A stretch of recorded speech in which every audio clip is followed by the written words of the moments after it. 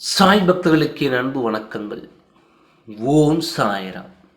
என் அன்பு குழந்தையே, உன் வாழ்க்கையில் இது நாள் வரை நடக்காத ஒரு காரியம் நடக்கப் போவதை தெரிவிக்கத்தான் வந்துள்ளேன்.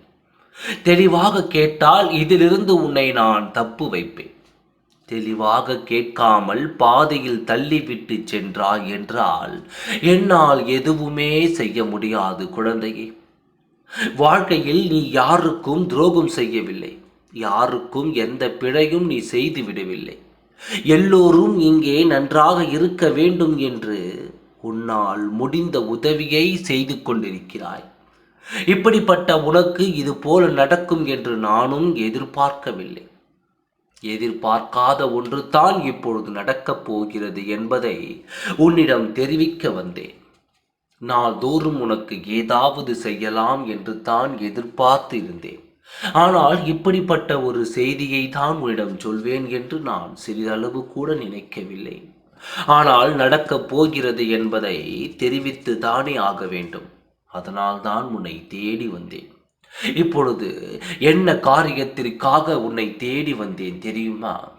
உன் குல தெய்வத்தை பற்றி உன்னிடம் சொல்ல வந்தேன். உன் குலதெய்வம் இப்பொழுது உன்னை தண்டிக்க தயாராகி உன் இல்லத்திற்கு வந்து கொண்டிருக்கிறது. நடந்தவற்றை சொல்கிறேன், பொறுமையாக கேள்.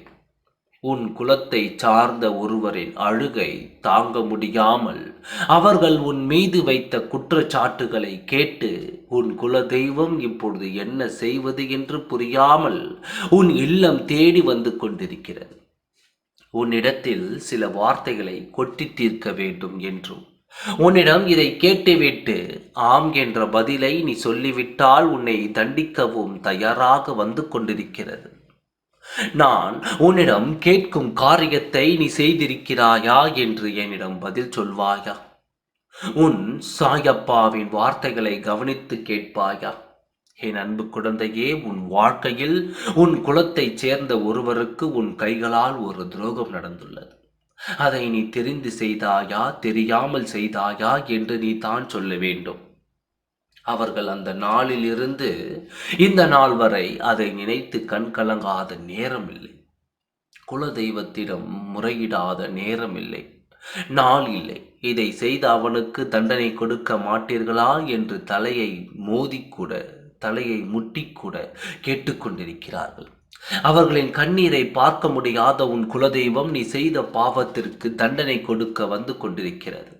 அதை நீ தெரியாமல் செய்தாயா, தெரிந்து செய்தாயா என்று குலதெய்வத்திற்கு தேவையில்லை என்று நினைக்கிறார்கள். ஏனென்றால் உன் குலதெய்வம் தவறுகளை மன்னிக்காத தெய்வம். ஒருவருக்கு கண்ணீருக்கு எப்படி தெரியாமல் ஆளாவாய்? கவனமாய் இருக்க வேண்டும் என்று சொல்லியும் அலட்சியமாக ஒருவரை கண்கலங்க வைத்துள்ளாயே என்று உன் மீது கோபப்படுகிறது. உன் குலதெய்வம் நடந்தது உண்மை, நடக்கப் போவது உண்மை, நீ செய்தது உண்மை. அப்படிப்பட்ட காரியங்களை உன் கைகளால் நீ செய்தது உண்மைதான். உன்னால் ஒருவர் மனம் கசந்து அழுது கொண்டிருப்பது உண்மைதான். உன் குலதெய்வம் உன்னை தேடி வந்து கொண்டிருக்கிறது. கோபத்தில் நான் உன் குலதெய்வத்தின் கோபத்தை அமைதிப்படுத்தி சாந்தப்படுத்தப் போகிறேன். இனிமேல் இந்த தவறு நடக்காமல் பார்த்துக்கொள். உன்னால் எவரும் கண் கலங்காமல் இருப்பது முக்கியம் என்பதை மறந்து விடாதே. கவலை கொள்ளாதே. உன் குலதெய்வத்திடம் நான் செய்த தவறுக்கு என்னை மன்னித்து அருளுங்கள் என்று ஒரு வார்த்தையை கேட்டுவிடு. இதிலிருந்து நான் உன்னை முழுமையாக காத்து விடுவேன். ஓம் சாய்ராம்.